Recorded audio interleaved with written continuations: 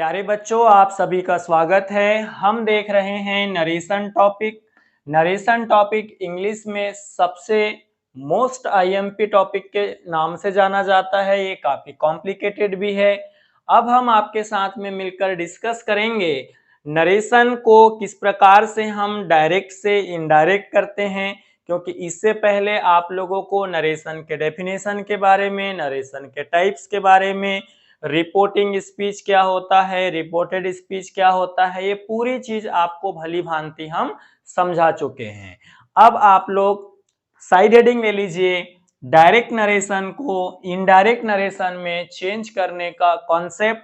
हम नरेशन को अगर स्पीच के नाम से भी बोलेंगे तो आपको कोई दिक्कत नहीं होना चाहिए, क्योंकि हम पहले ही बता चुके हैं कि नरेशन को किसके नाम से जाना जाता है, स्पीच के नाम से जाना जाता है। तो चलो साथियों, अब हम आगे बढ़ रहे हैं। तो सबसे पहले आपको कुछ छोटे छोटे की पॉइंट्स से मैं आपको मिलवा रहा हूं। ही को बोलेंगे हम रिपोर्टिंग स्पीच का सब्जेक्ट, सेट को हम बोलेंगे रिपोर्टिंग स्पीच का वर्ब, टू और मी को हम बोलेंगे रिपोर्टिंग स्पीच का ऑब्जेक्ट।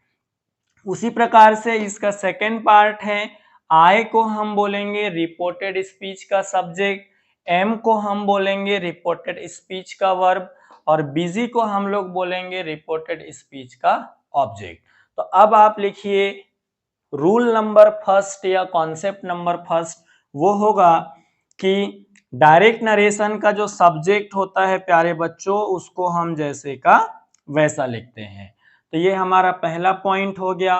दूसरा पॉइंट है, अगर ये सैड अगर अकेला होता, अभी हम इनिशियल स्टेज की बात कर रहे हैं, अगर यहाँ पॉजिटिव और नेगेटिव सेंटेंस दिया है और यहाँ पर अगर सैड होता, तो अभी आप सिर्फ इतना समझिए कि अगर यहाँ अकेला सैड होता तो उस सैड को हम जैसे का वैसा लिखते, सैड को हम चेंज नहीं करते, सैड हमारा जैसे का वैसा होता। लेकिन प्यारे बच्चों, जैसे ही क्वेश्चन में हमको क्या मिल जाता है बताइए, सैड टू मिल जाता है, तो सैड टू को हम क्या कर देते हैं, टोल्ड कर देते हैं। मैं ऑफलाइन में पढ़ाते समय बच्चों को बताता हूं, सैड मतलब अनमेरिड लाइफ है। अनमेरिड लाइफ ऐसा है कि कोई भी चीज पड़ी है तो पड़ी है, अकेले की जिंदगी, कोई दिक्कत ही नहीं है। लेकिन जब शादी हो जाता है तो सैड के साथ में अब कौन आ गया बताओ, टू आ गया।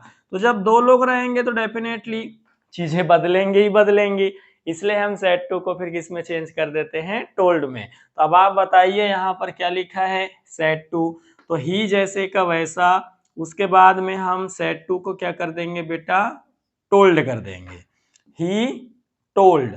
अब उसके बाद में जो ऑब्जेक्ट होता है वो हमारा जैसे का वैसा रहता है। अब ध्यान देंगे अच्छे से, डायरेक्ट नरेशन से इनडायरेक्ट नरेशन में चेंज करते समय हम सब्जेक्ट को जैसे का वैसा लिखते हैं।